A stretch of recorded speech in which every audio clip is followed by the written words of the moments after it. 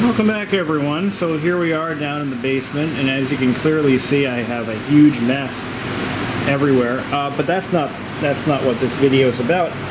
If you've been paying attention in the previous videos, I've changed something down here. Can you figure out what it is?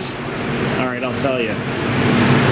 The walls in this basement, concrete walls, were painted with a black, almost like an asphalt-based, or like an oil-based waterproofing paint. And that waterproofing paint, so it's been there for so long that it's really failing in many places. And so I decided, and I'll show you what it looked like if you haven't been paying attention. Down this end here. This is the wall that I haven't done yet because I have to move a bunch of shelving, but you can see that what's happening is where the paint has failed and chipped away, the efflorescence from the poor drainage that this property has is starting to come through, and it turns into a white powdery substance. It's all over the walls, and it's just gross, and I'm tired of looking at it. I'm tired of not being able to light this basement up so that we can, see what we're doing down here, because black absorbs light and it doesn't reflect it back into the room. So all the light we have down here just gets absorbed into the walls, and it's kind of depressing when you're trying to do some work down here, or you're trying to, whatever. So I've decided finally to just go, as the humidity starts to drop, so I want to do this when it's actually dry down here. As the humidity drops, I decided I'm going to start finally fixing the problem. So what I'm doing, I'm not doing this the right way. I just want to be forward about that. The right way is to use a chemical, I think it's an acid-based product, or acidic product, to remove the efflorescence. What I'm doing is I'm using a paint scraper to remove any loose coatings, and then I'm using a wire brush to bring it down to bare I'm not removing all of this, but I'm using the wire brush to brush off the efflorescence down to bare concrete. And this is what I've got done so far. I'm probably 8 cans into this. 8 gallons. How many did I buy? I think I bought a total of 8 or 9 gallons of Drylok. And I have already gone through probably 6 cans. Yeah, that sounds about right. I got like 3 cans or 4 cans in the trash, empty and dry.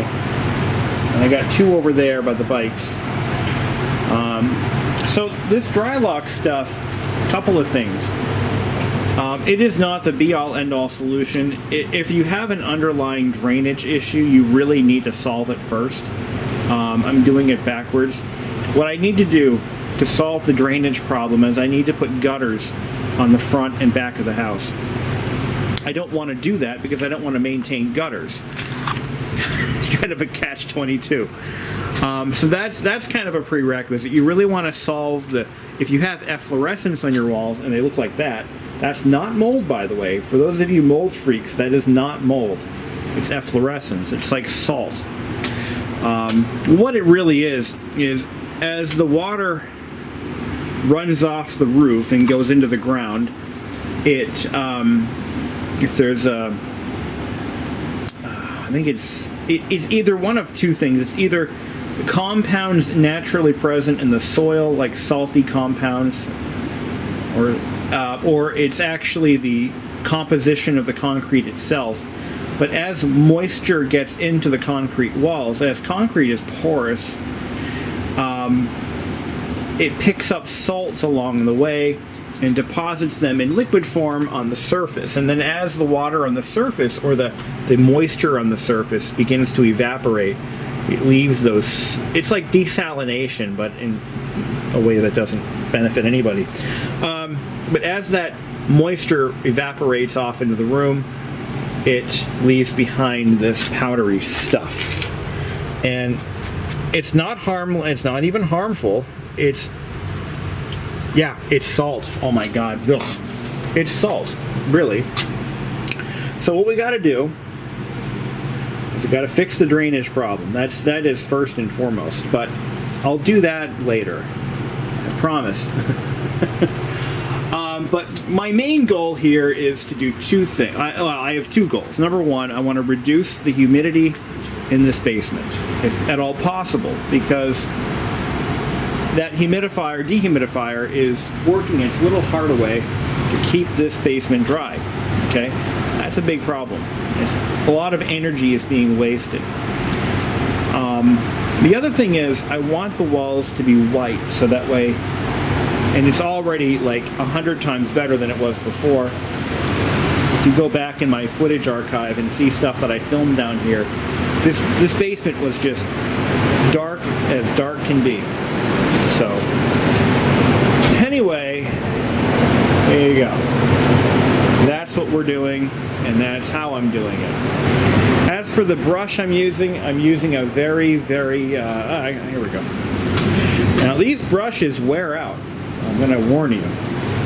So this is a brand new one. I used it once, and this is the one that I used for most of all that over there. And you can see it's really getting worn out. There's bristles missing. Yeah. So these are a wearable brush. You can reuse them, but so what is Drylok? It is a very thick latex paint that contains a gritty substance that textures the wall, but it also helps to fill in the pores. It's like I think it's a silica sand, and it helps to fill in the pores a little bit better. There are other products you can try that are, I believe, oil-based, and I would prefer that, but I couldn't find anything locally. Oil-based paint it's just very durable. But there are also products that I think might actually be more of an elastomeric paint, but that's not what this is. This is a very thick latex paint. Similar in texture to the stuff that I used on the ceiling here to give it that textured look that nobody likes. Now, I guess I have to qualify that statement and explain why I did that. See, this ceiling was in really bad shape, and the only way for me to solve the problem was to hide the imperfections with a textured paint finish. It's a roll-on product. It's the messiest shit you'll ever see, but it did the job. So I'm also going to paint these poles. I'm going to get some Rust-Oleum safety yellow, and I'm going to paint these gloss yellow, all of them, and that'll, kind of dress the place up a little bit, make it look classy and shit.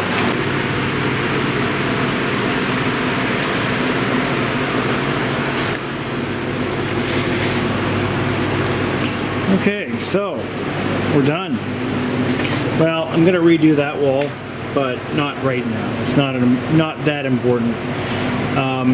But this is all done. I bought 2 more shelving units. These are Edsel. They call these muscle racks now, but they were just standard steel racks. This one's been converted for use as a kind of a mock greenhouse. And but I got more of these racks. I got 2 more, that one and that one. So now we have 3 on the back wall, and they fit perfectly too. And my girlfriend's organizing her stuff finally. But you might notice some other additions here, like that light. I just put this in a few minutes ago. It just ties off the basement light fixture right there. This is where the switched power comes in for the basement lights, and it kind of goes, it just daisy chains all around the basement. So it powers and they're all LEDs, so there's really not much of a draw.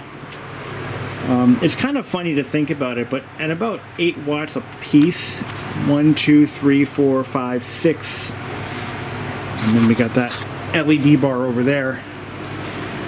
It's kind of funny how all 6 of these bulbs draw a total, this is wild, right? You do the math here. So 8 times 6, I can't do that in my head, I'm sorry.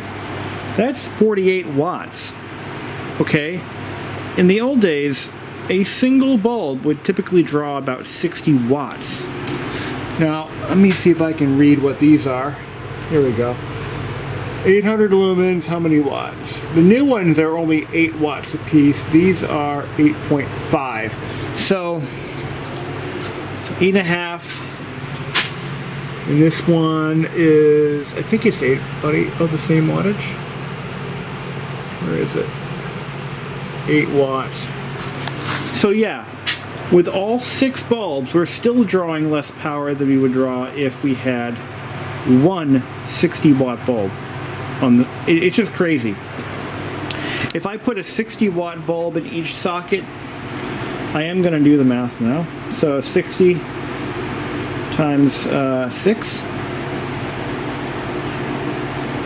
I was actually, yeah, there's 1, 2, 3, 4, 5, 6, because that one over there is constant power, and it's switched on and off by a pole chain. So 360 watts if we were to use conventional bulbs. Are you still married to incandescent bulbs, guys? I mean, do you still really miss them? Are you serious? Do you really miss incandescent bulbs? I don't. Now this one here, it's not going to state the power draw, but I have one in the box. And that one draws a little more power. I put that in the laundry room. This is hardwired, by the way. And I put it in the laundry area because we needed more light here. It just wasn't, having one of those bulbs just wasn't cutting it. So I actually have one still in the box. Here they are. This is what that is. It's a Eaton Metalux. Has 4,000 lumens, which is a pretty bright son bitch. And the wattage it draws is designed to last 24 years, really. Yeah, it lasts up to 24 years. And it doesn't state the wattage. It must be on the nutrition facts somewhere. It doesn't say. Oh, here we go. The nutrition facts.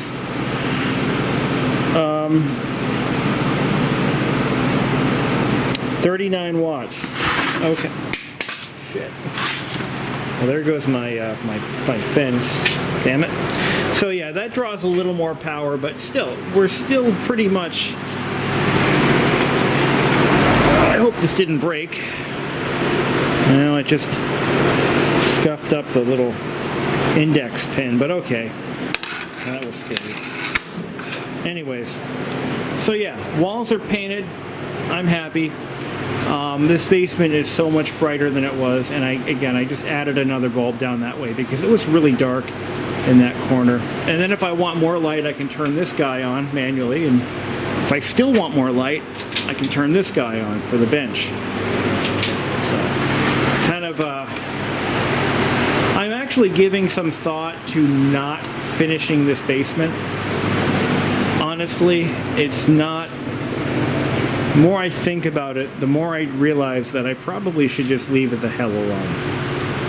In all honesty.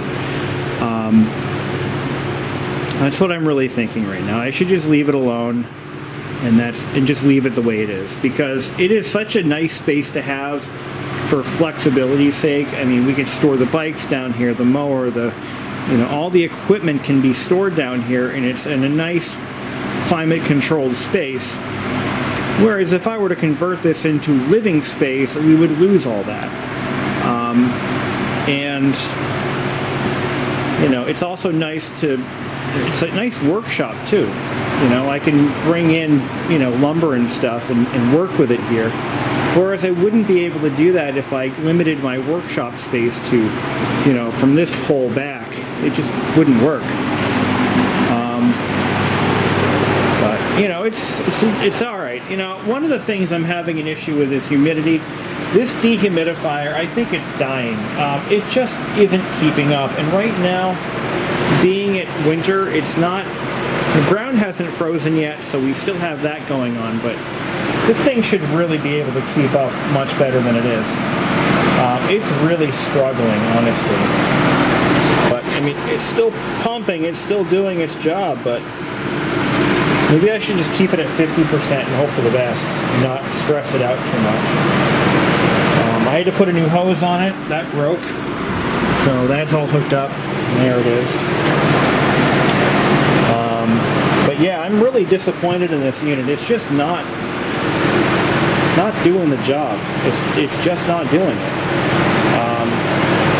So I have a few options. I mean, it is working. It's drawing out humidity for sure, but it's just not able to keep up. And while it's not raining outside, there's a lot of snow melt going on, so water is definitely coming up.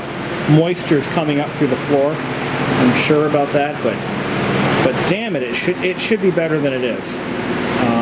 This is the biggest one they sell. What I'm gonna do is I'm gonna actually save up and get a commercial dehumidifier, something a little stronger. Because like I said, this thing just isn't cutting it. It's just burning electricity. That's all it does. And a lot of it, mind you. But yeah, what a piece. Seriously, very disappointed. It's only 2 years old. It should be better than this. I've already cleaned the damn thing thoroughly once, and I'm going to look at a better unit. If anybody has any recommendations for a better dehumidifier, I'm all ears. Because this thing, no bueno. No. I paid like $350 for it too. And it's just not, I mean, it is working, but it's not big enough. So, anyways, that's it for now. Thank you all for watching, and gosh, I'm so happy with this. This is just a huge transformation from this basement. Added some storage, painted the walls, added a light fixture. Now we just got to do something about that wall. But that'll be next. Then we got to put in new windows. That's not going to be a terribly expensive project, but that'll be the first thing I do in the spring, I think. I'm going to buy 1, 2, 3 new windows, and I'm going to brick off the 4th one. Let me show you that window. So this window right here, it's I can buy this window. You can get one custom made to fit that size for sure. But that window is garbage. It's totally rotted out like all the others, but this one is ground level. I mean, it literally is ground level. And we're going to be building a deck on that side of the house, right where this window is.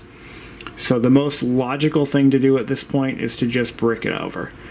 And that's what I'm going to do. I'm going to get me some old red bricks, and I'm going to just do my thing. And buy a window. So, you know, that's going to have to happen.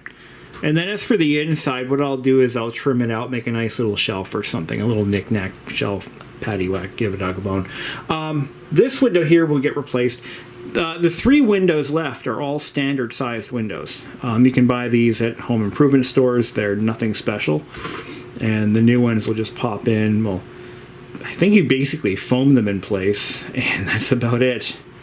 And then trim them out on the inside, and then you want to do some mortar, build like a mortar ledge on the outside. But that's the plan there. But yeah, these have to be replaced for sure. And I want them to be openable, so in the summer I could open the windows rather than rely on a dehumidifier to keep, you know, the basement fresh and clean. But another project for another day. I was going to do the windows this year, but I got sidetracked with other stuff, and it just didn't happen. But I should probably keep this open. Cats like to sleep in there, so, you know, give them that. But yeah, that's it. And the poles are next, but I'm not going to do that on a video. I'm going to just do those when I have time. Going to get some yellow Rust-Oleum, and they're going to get repainted yellow. I thought about gray, but I don't know. I might do Battleship Gray. I think that would look nice. Yeah, you know what? I think I'm going to do that. Battleship Gray it is. Thanks for your help. Anyways, until next time, have a great day. So yeah, I did end up painting the brick. Some of you might not agree with that decision, but that's okay. I can live with that. The thing is, the brick wasn't adding anything to the ambiance or the appearance. It was just stained old brick, and it wasn't really meant to be decorative in the first place, and it just had that industrial look that it's not the industrial look that I'm going for. So I decided to just slather a couple coats of this stuff on there and be done with it. And I like that. I think it looks okay. I can live with it. I got a couple of runs here and there. It went on real thick. And the humidity is a little up in here, so a little elevated right now, so we want to be mindful of that. I'm going to put another coat of Rust-Oleum on these doors. I think that'll help improve it a bit. But, yeah. Got that rust stain there, that's beautiful. I'm going to have to work on that.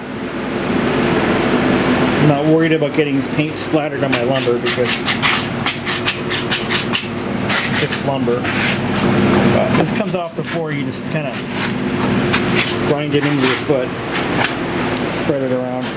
I'm going to paint the floor eventually, just not today. I'm going to get some of that epoxy. We call it epoxy. It's not really a two-part epoxy, but I'm going to use a Battleship Gray on the floor, just like everyone does in their basements. It looks good. It helps to keep the moisture down. At least I think it will. I mean, we'll see what happens. Oh, there we go. Do that brush. Yeah, we'll get some epoxy gray, and we'll do the whole floor. But that's going to be in a. It's not even on the radar right now. I'm not even worried about the floor right now. But that will be on my list of things to do. Or just leave it the way it is. It's just a basement floor. I mean, it's not like a living space. Ideally, carpet tiles are what I'd like to use on this floor because they seem to hold up. I used them in the room over here, and with minimal prep, these are peel and stick carpet tiles, and by golly, they seem to be holding up just dandy. They haven't shown any signs of pulling up or shifting or anything. It's quite impressive. But yeah, these went down nicely. Very happy with that. But anyway, yeah, this room. Yeah, I'm telling you, I when I bought this house, this room was like one of those holy crap moments. It was a mess. I think you guys, if you go back in my footage archive, you'll see what I mean. It had all this crap painted on the walls, and the ceiling was black. It was just absolutely awful. The floor, it had this crusty old remnant carpet on the floor that when I picked it up, it was cracking. It was so full of God only knows what.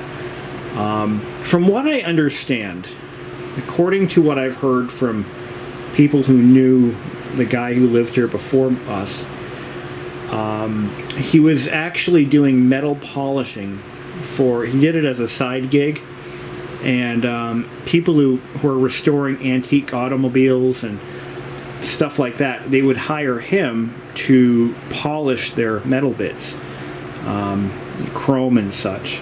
And it was a little side business that he had going on, and he would bring all the stuff in here, and he would polish the metal, but there was polishing compound and dust and all this debris everywhere. It was a complete mess.